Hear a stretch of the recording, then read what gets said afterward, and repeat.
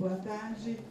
Daremos início à coletiva de imprensa com o vice-presidente da República e presidente do Conselho Nacional da Amazônia Legal, Hamilton Mourão. A primeira pergunta é da Rádio Nacional, com Vitor Ribeiro. A pergunta é sobre desmatamento. Oi, presidente, boa tarde. Presidente, eu queria que o senhor explicasse um pouco o plano Nossa Amazônia. São 5 eixos de ação. Eu queria que o senhor explicasse quais são esses 5 eixos e se tem algum que o governo considere prioritário. Bem, Vitor, o plano Nossa Amazônia, ele pega todas as ações que nós consideramos, né, que são sinérgicas e eficientes para a gente operar nos 3 vetores que são fundamentais aí na questão da Amazônia, né? A proteção, a preservação e principalmente o desenvolvimento. Então ele integra todas as ações dos diferentes ministérios, ele é transversal, porque não há ações isoladas, não adianta você dizer que eu combato o desmatamento apenas com as ações do IBAMA e do CMBio, porque eu também preciso combater o desmatamento com ações da FUNAI, eu preciso combater o desmatamento com ações do Ministério da Agricultura. Então, ele é transversal. Então, houve um trabalho inicial feito dentro das comissões, né? A comissão integradora, ela fez a juntada disso aí, discutiu já alguma coisa dentro das comissões e agora nós estamos devolvendo aos diferentes ministérios, dando um prazo aí de 30 dias para que eles retifiquem ou ratifiquem tudo que está colocado ali e a partir daí ele possa ser assinado e se tornar um documento do Estado brasileiro para a próxima década. Tá bem? Seguimos com o veículo Metrópolis. Rafael Vileda, também a sua pergunta é sobre desmatamento e COP26. Presidente, obrigado por atender a gente. Eu gostaria de perguntar qual o discurso que o Brasil pretende levar para a COP26 com a saída aí do ministro Ricardo Salles, que botava bastante ênfase na questão do crédito de carbono e monetizar esse crédito de carbono. Eu queria saber se o Brasil vai manter esse discurso e como vai lidar com as críticas, já que o desmatamento continua em níveis alarmantes. Obrigado, Rafael.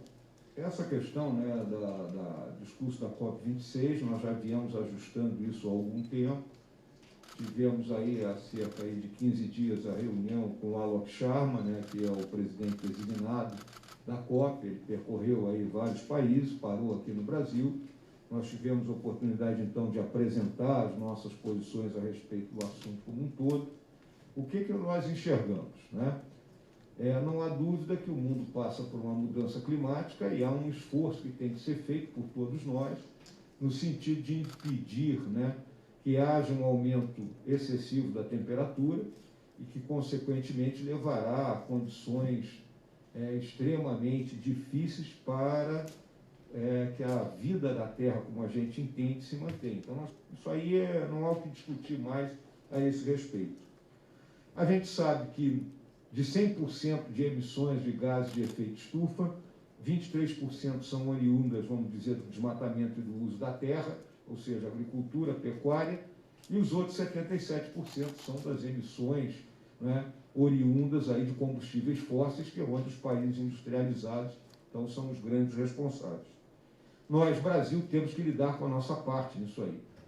Então, nós temos os nossos compromissos nacionalmente assumidos, nossas NDCs, né, que estão em redução de 37% das nossas emissões em relação ao ano de 2005 até 2025, em 43% até 2030 e, obviamente, eliminar o desmatamento ilegal, né, até o final desta década, algo que determinados representantes já dentro do Congresso, como a própria senadora Cátia Abreu, que é uma pessoa atuante nessa área, julga que nós podemos até encurtar esse prazo.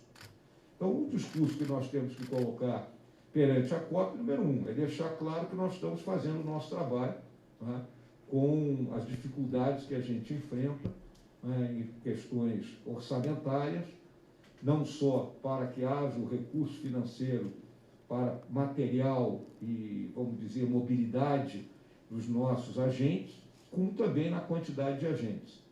Agora mesmo está sendo aberto um concurso para o IBAMA, para o ICMBio, vai contratar mais 740 profissionais. Então, isso já é, né, uma medida clara, né, do governo do presidente Bolsonaro, no sentido de aumentar a força de trabalho e a capacidade operacional das agências. Mas nós vamos precisar de mais.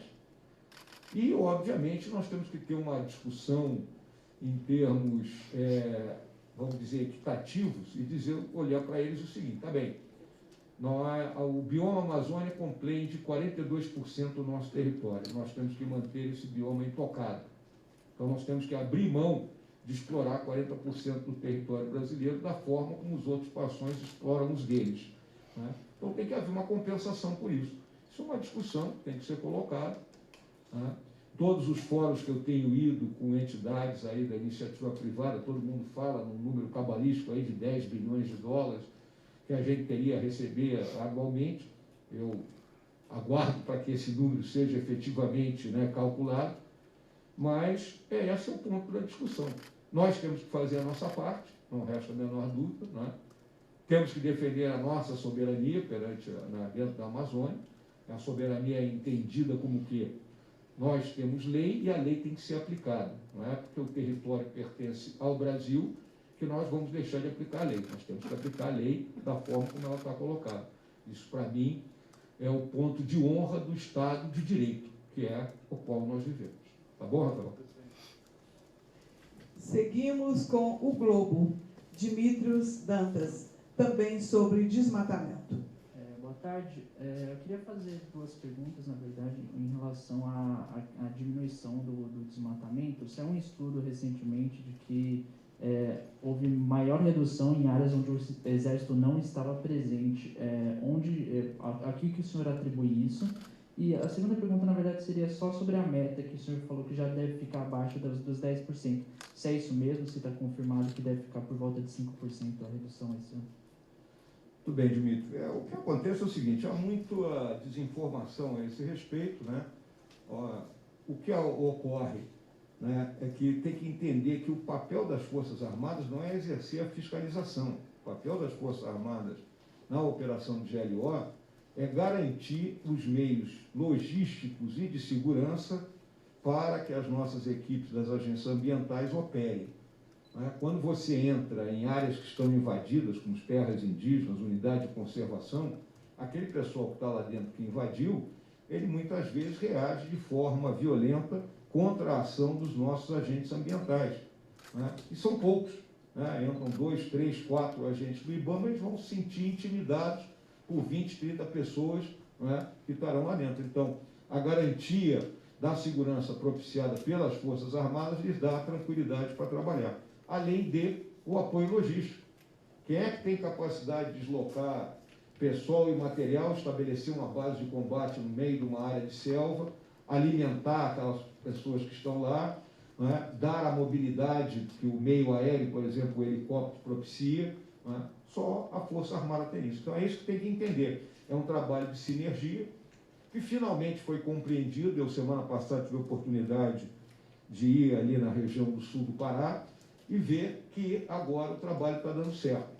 Consequentemente, né, nós fechamos o ciclo, né, do PRODES no dia 31 de julho. A nossa estimativa é que vai ficar nessa faixa aí dos 5% a menos, né? Isso só é anunciado ali para o final de outubro, início de novembro, depois que o pessoal do INPE fizer todas as suas medições, né, em cima dos alertas de desmatamento que foram, né, observados. Mas, por outro lado, nós entramos no mês de agosto com uma redução de 35%, né, do desmatamento.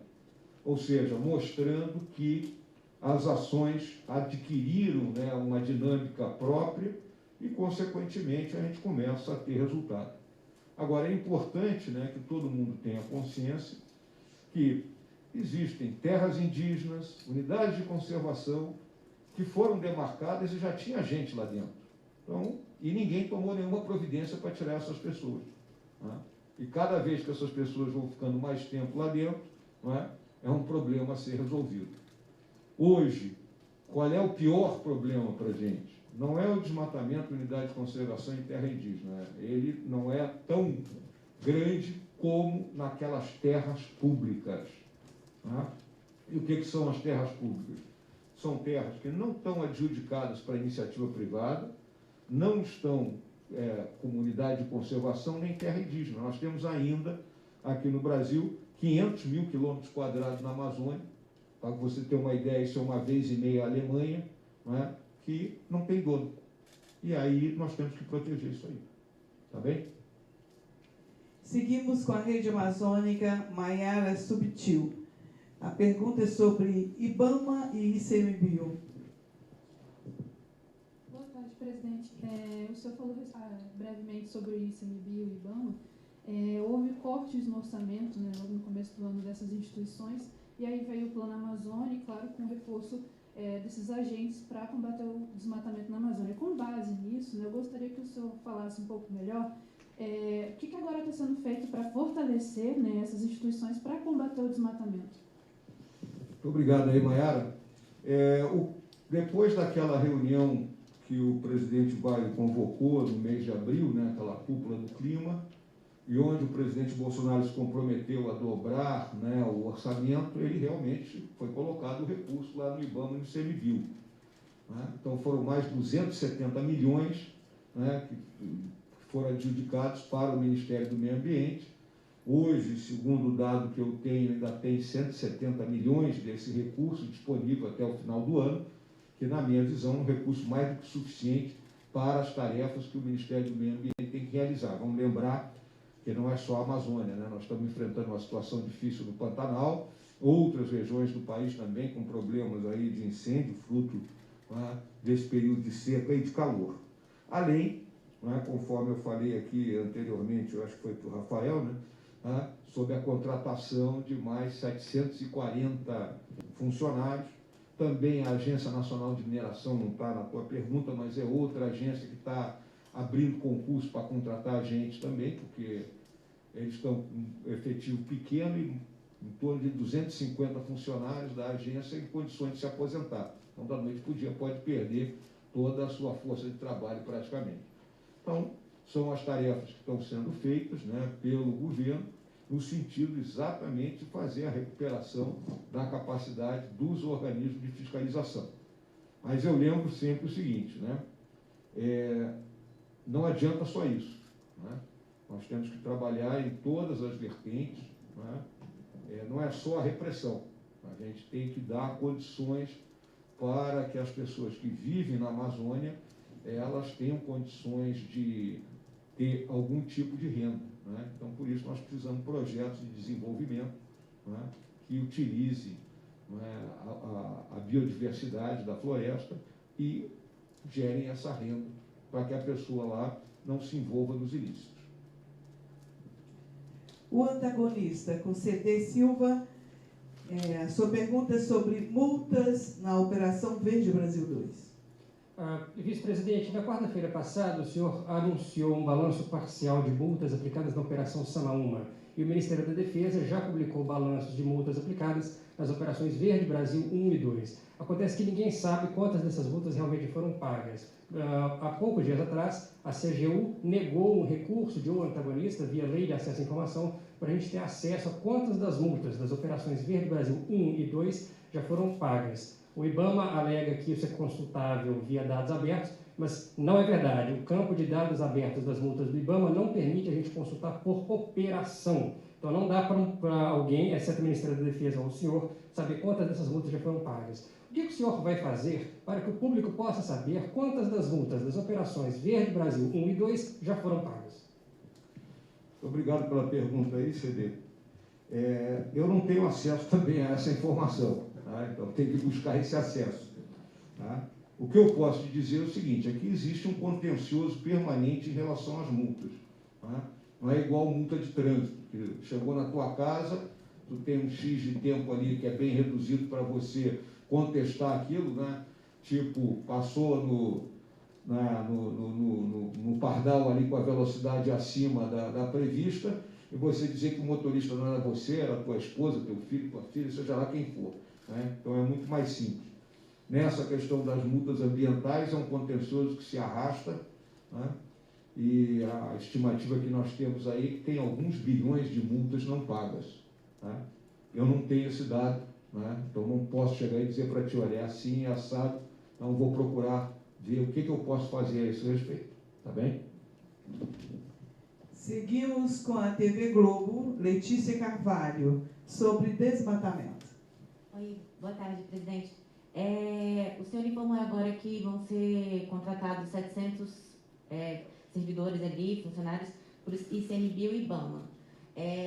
Amanhã, também, no final de sexta-feira, acaba a operação, a nova GLO, né? 31 de agosto. E, além disso, IBAMA e ICMBio teve um outro edital de chamamento para contratação de brigadista e só foi contratado metade do que estava previsto.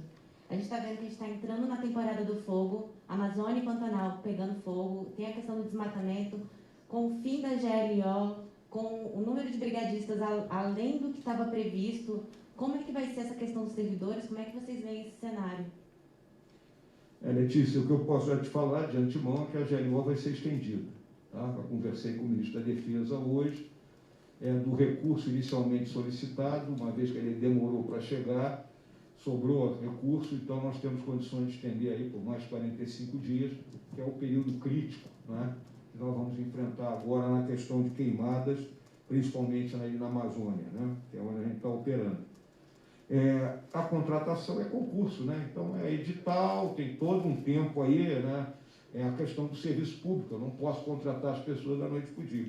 A questão dos brigadistas foi aberto, né, vamos dizer, a possibilidade da contratação, mas não apareceu gente para completar aquelas vagas, né? Essa é uma situação, né, que a gente está enfrentando. A turma aí olha, vou trabalhar por 3 meses, 4 meses de brigadista e depois eu perco esse emprego, né, e termina não indo. Então são, vamos dizer, problemas que nós temos que enfrentar e temos que solucionar. Então hoje a solução sempre qual é? O emprego da Força Armada. A Força Armada continua no terreno. E vamos encerrar a coletiva com a participação do Poder 360, Murilo Fagundes. A pergunta do Murilo é sobre embaixadores e indígenas.